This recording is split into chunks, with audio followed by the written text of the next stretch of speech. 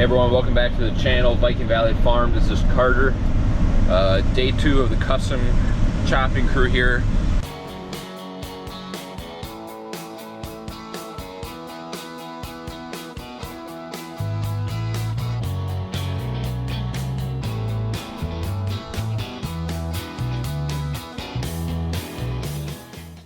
It's a little before noon and they just eclipsed over 1,000 ton, but they're gonna keep doing a little bit more. We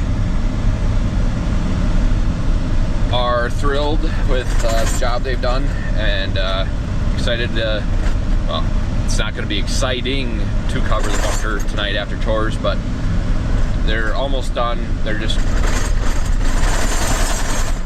gonna max it out.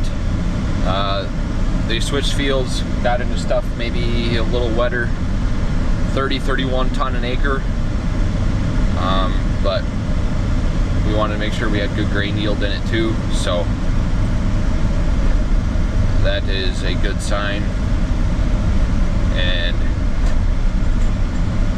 yeah, we're gonna see if we can check them out yet still. They're dwindling towards the end here. I just got shavings in the back of the truck, about to take off with the drone. 30-31 ton an acre. Filling the bunker back there. We'll see how much more they're gonna go here, but we'll get the bird up in the air.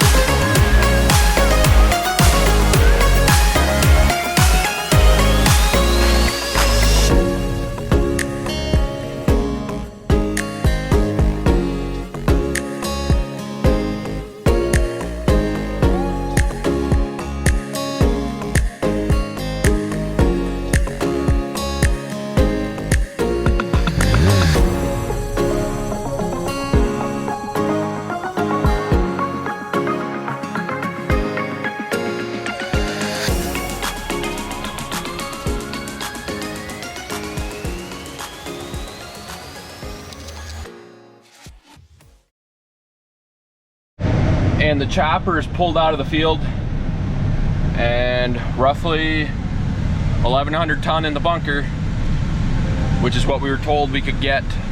That's insane. Good looking feed, good looking corn. Thrilled to have that job done.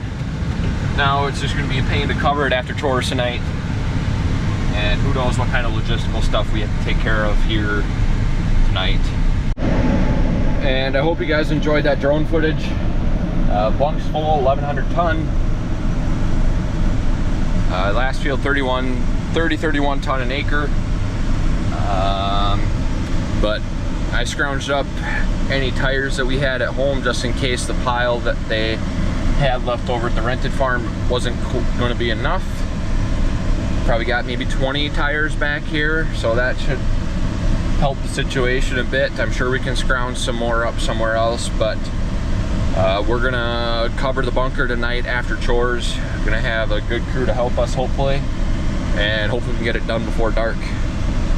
But thanks to Schrader Holte chopping crew for helping us get the job done in a timely manner and stuffing 1,100 ton in that bunker. Last night when they quit at 600, I thought there's no way they're gonna get close to 1,000. I thought maybe 900 would do it, but they got her packed in good. Those guys are rolling on to the next one, and we will throw plastic on there tonight. And once our high moisture corn is made over at the rented farm, I believe we will be tapping into the bunker, and the girls will be happy. Looks like good moisture, good quality feed. Fungicide did its job for the most part, where I had good coverage, and yeah, we'll be able to milk a lot of cows off of that, and good starch levels, and make great feed. So I just got done scraping group 1. It's about 4 o'clock now. I'm gonna go down and start grabbing tires out of the pile and shaking some of the water out of them, and get those moved closer to the bunker.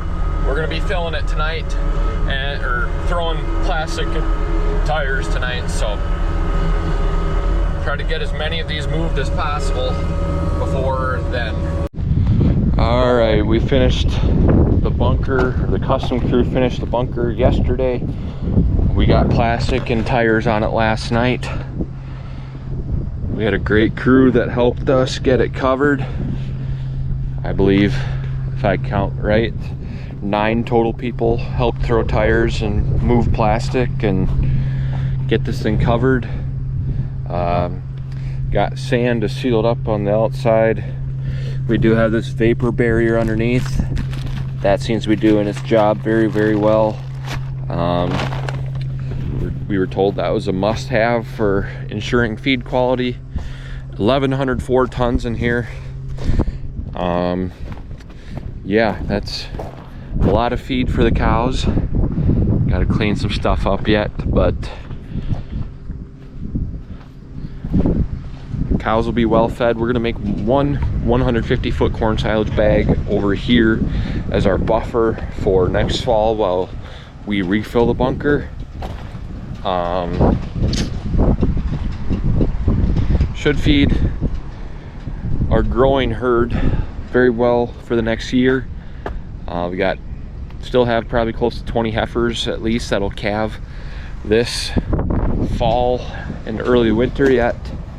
And if the bull's doing his job, which he seems to be, we'll have plenty more that calve in next spring and summer.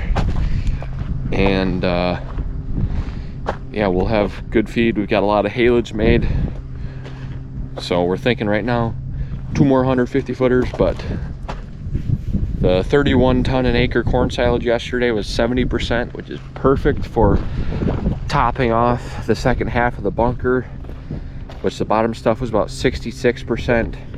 But if anyone knows anything about bags, you want that stuff drier than what you typically do for a bunker, or else you're not going to get any pack and your whole bag will just be water.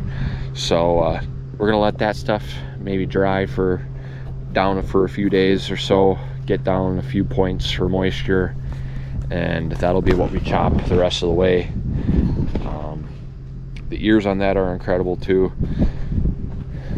We moved some heifers this morning, sold a couple of cows, brought a bull calf to the sale barn, but we've got 6 heifers now in the dry cow pen.